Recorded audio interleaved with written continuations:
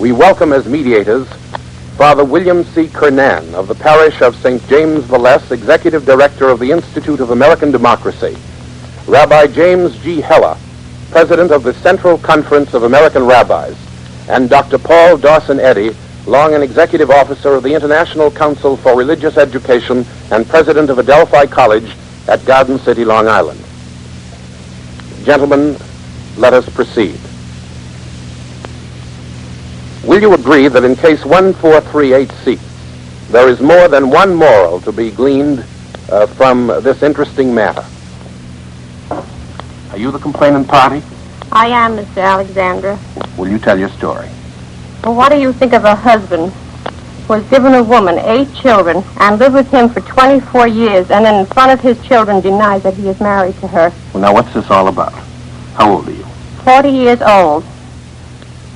Now, when you were a little girl, what happened? At the age of 15, my home surroundings weren't very pleasant. I was shown no affection whatsoever. I met this man 2 years older than I. He asked me to marry him, got a license, and presented me with a gold wedding band, and said we were married. Well, weren't you married? I didn't realize until after my first child was born. And I asked him repeatedly to marry me, and he always gave me some other excuse. Well, what happened? What happened after that? Well, we had more children. I was very happy with him. He was very good to me. And did you take for granted that you were And married? I took for granted that we were married. Just because nothing happened, you were happy together and you had children and you just assumed that that was married life. That's right, Mr. Alexander. Well, how long have you been together? We have been together 24 years, and it was not until 2 years ago that I began to smell the rat. And then a letter came to my home. A letter came to your home? Yes, sir. To whom was it addressed? Addressed to my husband and someone else. And what did the letter indicate? It indicated that it was some other woman who was known as his wife. Some other woman known as his wife? That's right. Well, why are you here? I am here to have this matter settled. I want my husband to marry me if he is not married to this other woman for my children's sake. After all, he should have done this 24 years ago. And I have 3 lovely sons in service. Yes. Now, you try to control yourself. We can understand the way you feel. But, yes. Well, now, just a minute. Good night. Well, now, you see, your husband seems to feel that it's not fair for you to identify the case so that other people will know who it is. Now, you mustn't do that. There's plenty of people with 3 sons in service. Well, I suppose that's true. But at the same time, I think that perhaps you shouldn't have said that out of consideration for his feelings. Well, now, this man has just walked out of the studio, and of course I have the feeling, gentlemen, that there may have been other reasons why he walked out of the studio than because she said that he had sons in the service. But I think that this case can be decided on the basis of the evidence which... It's not the reason. That's not the reason. All right.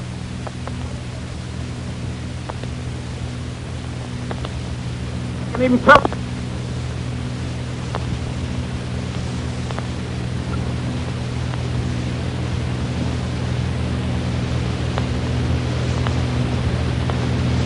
All fine gentlemen who come here to help, and I'm sure that if you haven't respect for others, you have for these 3 gentlemen who are here to try to bring peace and justice to a very unpleasant situation. And I'm going to ask this lady, who claims that she's your wife, to sit over there so she won't have anything further to say, and then we'll have a very quiet session in which you'll have a chance to explain your feelings in justice to yourself.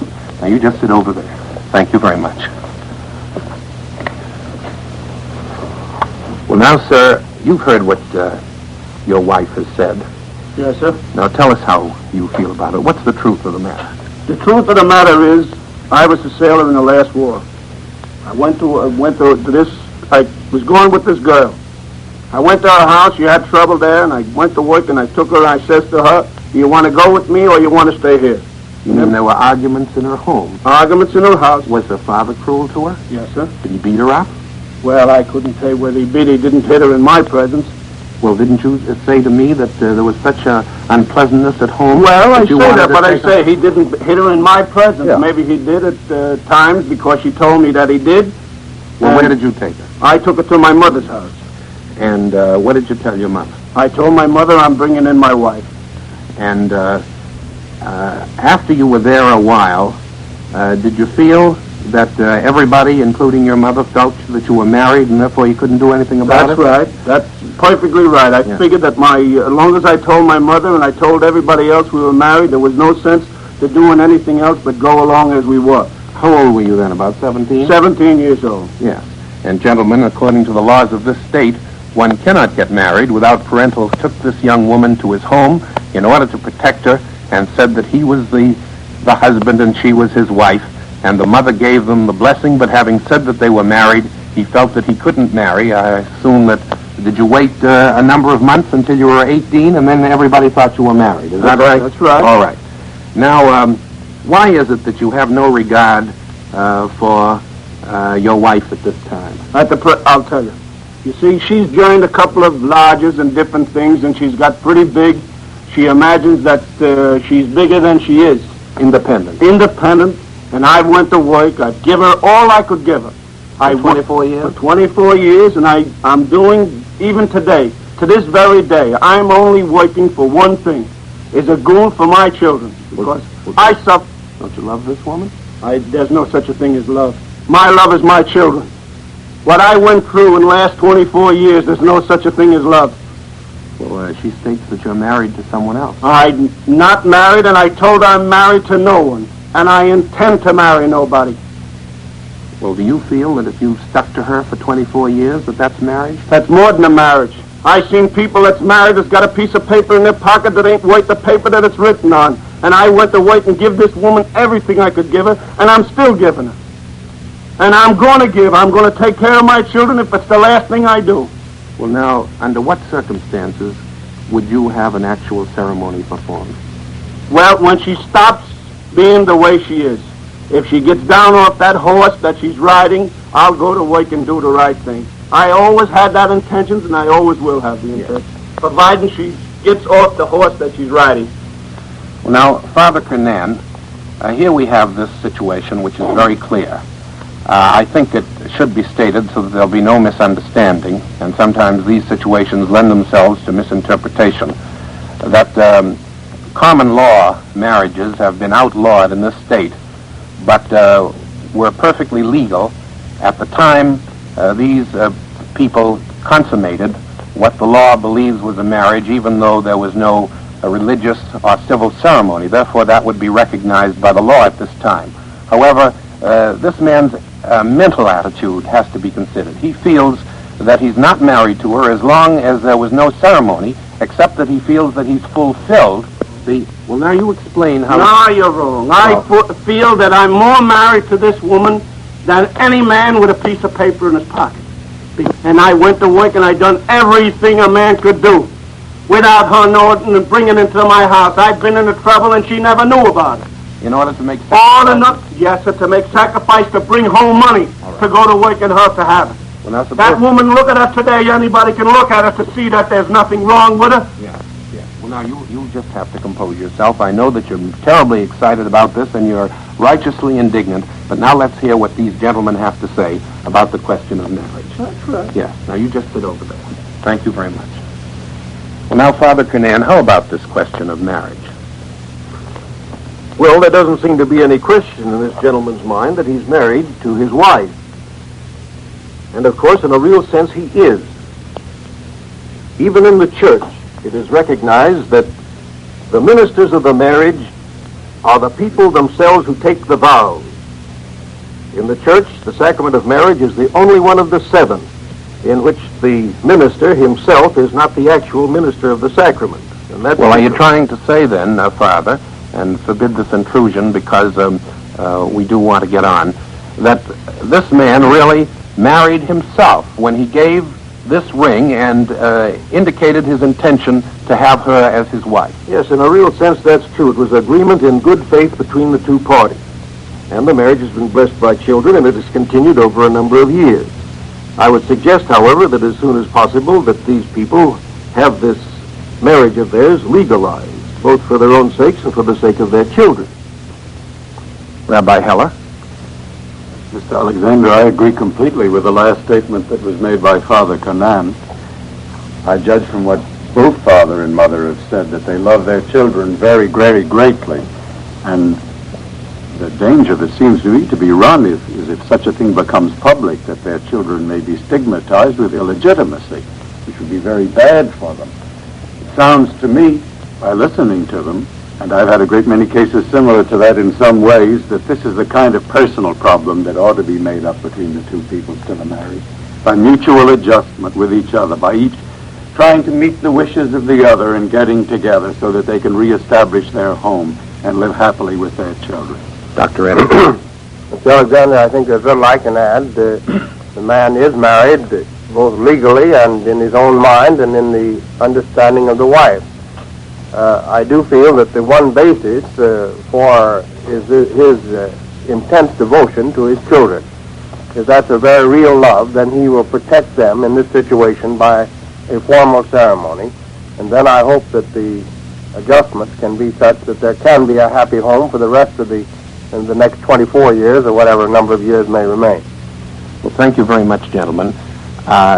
Since this marriage, and you all have testified to the fact that in every sense it is a marriage, will have continued for 25 years, a quarter of a century, and that time will be reached in a very few months. I think it certainly would be a wonderful thing, and I wonder if you agree with me, gentlemen, that it would be magnificent if a ceremony, just to satisfy the children, could be performed either on or before the 25th anniversary, so as to establish peace of mind and do away with some of the mental barriers that have caused difficulty here. That's right. I feel sure that that would be good in the sight of God and man. I think it ought to be done for more other reasons than to satisfy the children. I think it be done for the real reasons that people are married in public. Thank you very much.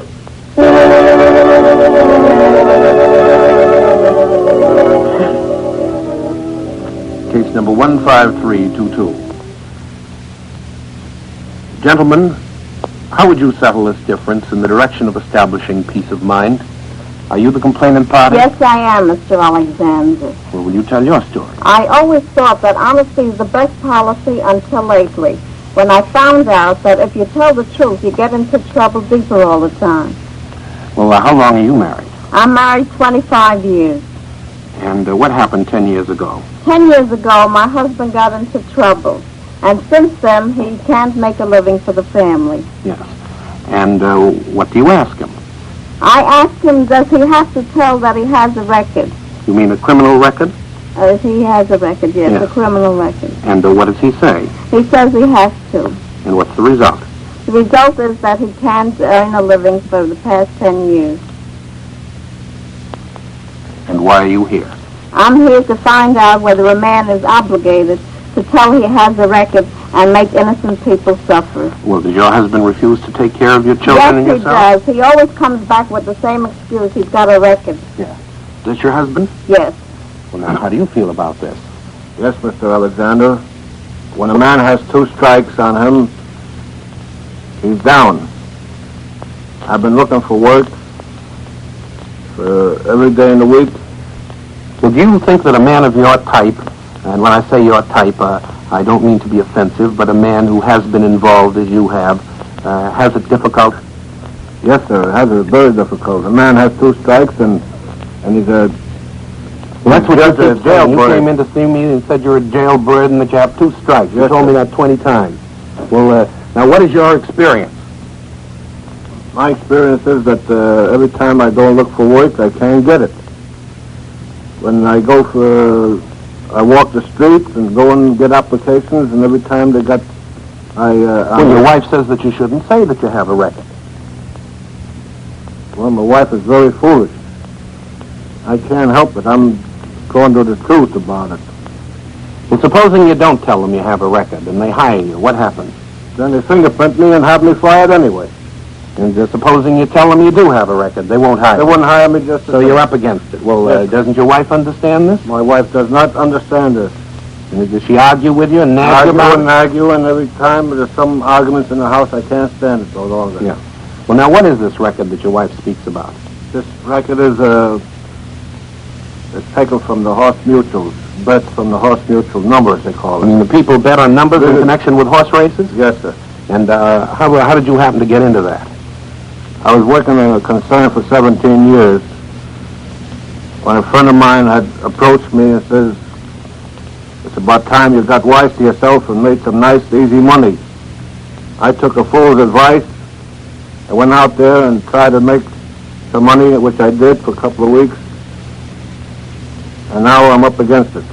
Well, you went to jail after a couple of weeks? Yes, sir. I went to jail several times. How many years ago was that, when you first went to jail? That was about 10 years ago. And how many times have you been arrested since? 13 times arrested. You've been in jail in and out for jail for 10 years? 10 years, yes, sir. Well, now, after you got into the trouble the first time, why did you accept bets again? Well, I went back to my place of business where I was working once before to try and get reinstated, and they wouldn't hire me. And I went to several other places, and they wouldn't hire me. Because you'd been in jail? Because I've been in jail. And now you feel that since you can't get a job, you might as well just throw up the white flag. Is that right? That's right. Yes. Well, Rabbi Heller, do you think that society is inclined to be harsh with a fellow of this kind when he tries to get something? Unquestionably. I think most people take a very wrong attitude toward men who have had this experience. Instead of trying to help them, instead of trying to give them the benefit of a doubt, most people are inclined to be very harsh and not to give a chance to a man. But that's not universal. I know of quite a few cases to the contrary. Perhaps there's some within the sound of our voice who'd be willing to help a man who's been down for a long time and who hasn't had a chance to get the right kind of work. Well, that certainly would be wonderful. Father Canan, how about this question of the heart certainly feels it as well as Rabbi? I believe you've got to say that although it is true that society is harsh toward people who have gone astray, at the same time, the individuals themselves have been harsh on society in having gone astray in the first place. And in the next place, I think, however, that if a man won't take personal responsibility for what he does, then he loses all chance of ever succeeding again. Because if he's going to blame society or anybody else for his downfall, then, of course, everything is outside his control. But if he will say, this was my fault, and then proceed to the assumption that since it is my fault, it's within my control and I can do something about it, why, he will find that there are resources within himself which enable him to overcome the difficulty. And I'm sure it's so in this case, inasmuch as this man has had an excellent record for 17 years. Dr. Reddy? Oh, this man has repeatedly said he had 2 strikes on him, but he did not say he had 3. I mean, you still have the open chance. It's a difficult, but you're dependable. Get some definite job, a menial job, no matter what it is. Make good in that job. And then from there you can go to another job. Society, you've offended against society. Society has a right to protect itself, and you've repeatedly offended against your fellow men. Now, you turn around and prove to your fellow men that you can work, and there's enough work of some kind that you can get, without any fingerprinting or any delving into your record. If you're asked about your record, of course you state it. But go to work at something and earn some money, and then make good at that job and move on to another and a better job after you've proven yourself. Well, thank you, gentlemen. I address this statement to the respondent. I know that by the time this hour is over, or this half hour, you're going to have a job. That's going to be the 3rd strike, and let's hope that it'll be a home run. I want to congratulate you on that opportunity, and let's see how you make out after you have that job. We know that you're going to be a winner. Thank you, gentlemen.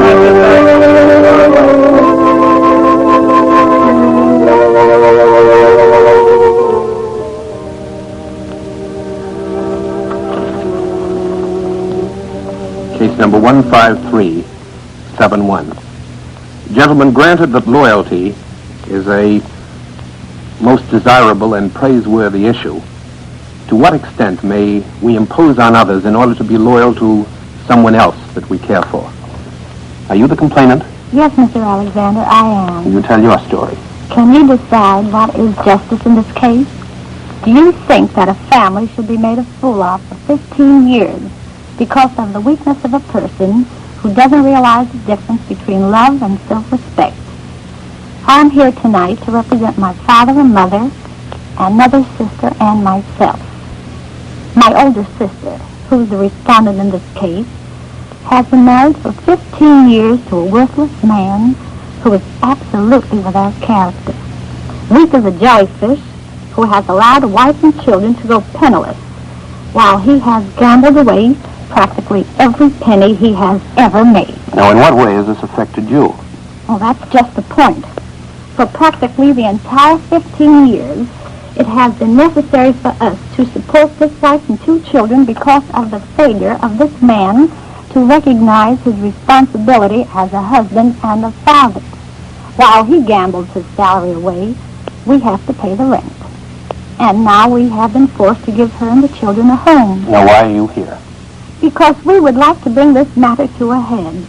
We resent being made fools of and have told my sister that she has no right to expect us to support her as long as she puts up with a healthy husband who is perfectly able to support his family. Well, now, do you feel that this man's gambling and neglect of his family is traceable to your sister? Yes, because he knows that she overlooks his neglect and would appeal to us.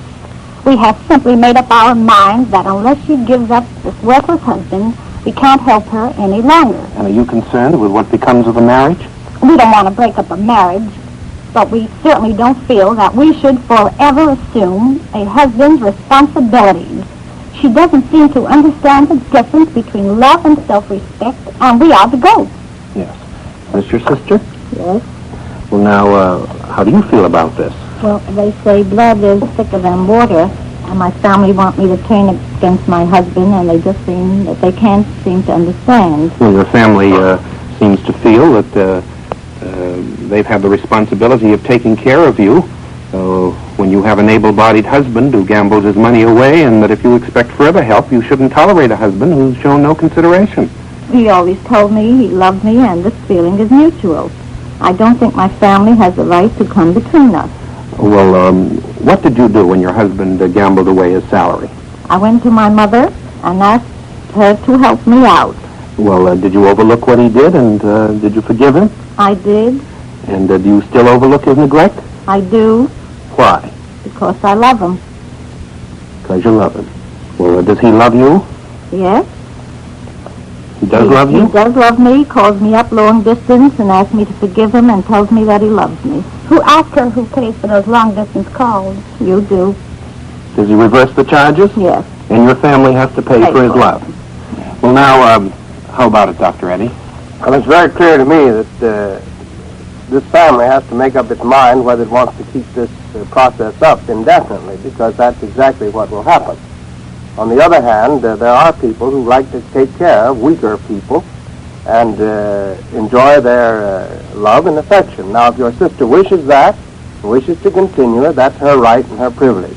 But you have the right and privilege to withdraw the support and let her understand that you're not going to continue that process in the future. Father Canaan? Well, I don't think that the wife's family has any responsibility at all to continue to support the family. On the other hand, I don't think they have any business in trying to break it up. What I believe ought to be done is for this family to try to get together, and since the man and woman both say they love one another, they can prove whether or not it's true by cutting themselves adrift entirely from the support of the family. Then they will find out very shortly whether or not this love is simply in the realm of sentiment or whether it's strong like true love and will get its roots down into the ground and make a success of his life. Rabbi Heller, are you in agreement? I'm in complete agreement with my 2 colleagues. It seems to me that the marriage would be a much happier one when it becomes an independent marriage. Certainly the family don't want to break it up, but equally, the constant support of this kind tends to make marriages weak rather than strong and unhappy rather than happy. Therefore, I would recommend, if it's within my power, that the family certainly do nothing to interfere, but do nothing further to help also. Well, that seems to be the unanimous opinion of this board. Thank you, Mr. Alexander. Mr. Alexander returns in just a moment for his closing poem for tonight. If you reside in Greater New York and there is a problem you have or a matter of dispute, we invite you to submit it for settlement. Simply communicate with A.L. Alexander in care of this station, WOR New York. All names are kept in the very strictest confidence. There is no fee for this service. Now, Mr. Alexander. not in the spirit of reflecting on essential principles sacred to any one faith, but thinking rather in terms of universal truth and kindness and understanding and the common dedication of all faiths to a better and more tolerant world, I give you this poem titled, Who Are My People?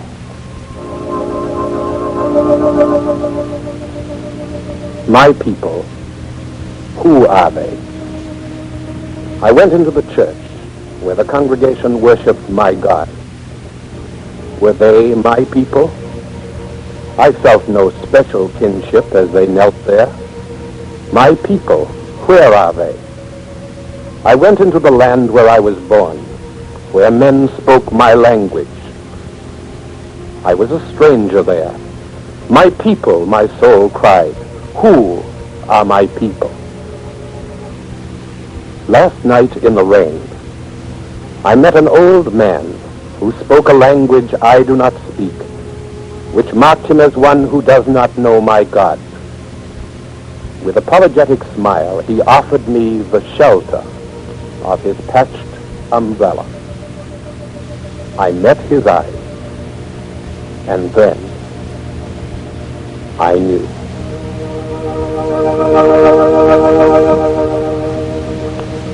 Thank you, Mr. Alexander. This poem, Who Are My People, is from page 82 of A.L. Alexander's famous published collection, now in its 6th printing. If you would like to have a copy of tonight's poem, you may have it without charge simply by sending a card or letter to A.L. Alexander in care of WOR, New York. If you desire information about Mr. Alexander's collection of 228 human interest poems in book form, those read by him in the past and those to be read in the future, poems that touch the heart, he will be glad to send without obligation information as to how you can get a copy. Simply address A.L. Alexander in care of WOR, New York. If the truth is to be recognized, under the stress of wartime conditions, strange things are happening today in the homes of countless thousands of families in America. Fathers in the Army are away at defense plants, mothers out working for the first time, and we find neglected, unguided, undisciplined homes and the inevitable effect on teenage children. Police departments throughout the nation have almost unbelievable figures on the number of runaways, vagrancies, and offenses and crimes of the most serious nature, with the figures mounting all the time. Many of these uncertain home conditions are in a stage where they can yet be saved. They involve questions of the greatest concern to every thinking person. If you are familiar with an issue of this kind, or any other issue arising out of restless wartime conditions and feel that help can be given, communicate with the Mediation Board in care of this station, WOR, New York. This is Mutual.